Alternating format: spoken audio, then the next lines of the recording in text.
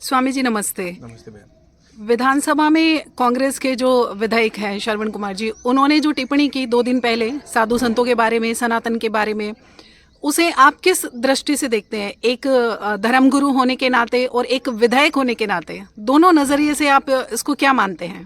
देखिए, श्रवण जी ने जो किया वो बहुत ही अशोभनीय भाषा का उपयोग किया। संत समाज पूरे को लक्ष्य करके बोलना बहुत ही निंदनीय विषय था। और कौन सा ऐसा समाज है जिस समाज के अंदर बिल्कुल ही एकदम दूध के धुले हुए हैं, पर उन्होंने सभी समाज को न करके सभी संतों को कह दिया, इसलिए सबको दुख और पीड़ा हुई।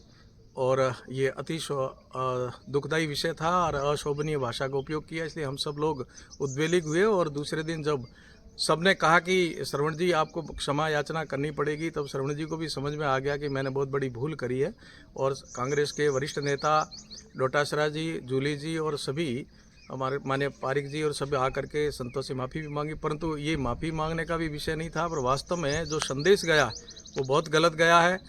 विधानसभा में खड़े होकर के इतने वरिष्ठतम व्यक्ति संतों के प्रति ऐसा भाव रख करके बोलते हैं, तो ये अति निंदनीय है। और मुझे आश्चर्य तब हुआ जब श्रवण जी बोल रहे थे और कांग्रेस के सभी पीछे बैठे हुए विधायक खिलखिला रहे थे, हंस रहे थे, तब दुख और पीड़ा और हुई कि एक समाज पूरे को जो हम सबके लिए पूजनीय रहा है, गुरु है। संत कोई एक जाति नहीं है, संत कोई एक व्यक्ति नहीं है, संत एक पूरा का पूरा जो गुरु आते हैं, सबके गुरु आते हैं। और तुरंत ही हमने सबने गुरु पूर्णिमा मनाई है, और उसके बाद गुरुओं के प्रति ये भाव रख करके बोलना और पीछे खिलखिलाना तो कितना अशोभनीय है। और उनके संस्कार बोलते हैं कि व्यक्तियों के अंदर गुरु के प्रति, संस्कृति के प्रति, धर्म के प्रति क्या भावना है। फिर भी देर आए दुरुस्त आए, सबको समझ में आई और आकर के संतों से माफ़ी मांगी।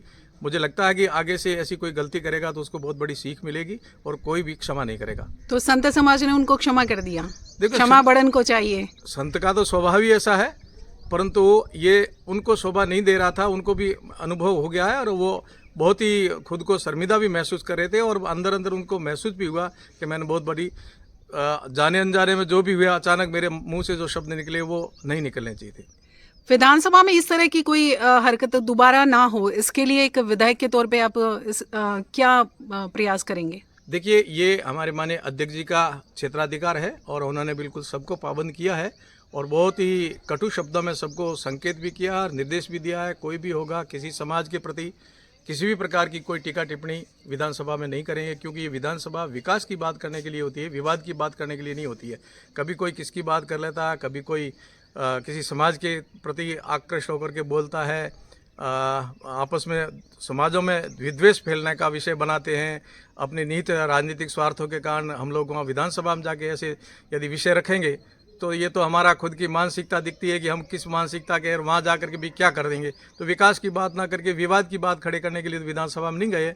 हम सब लोग एक ही जगह बैठ करके विकास की बात करें।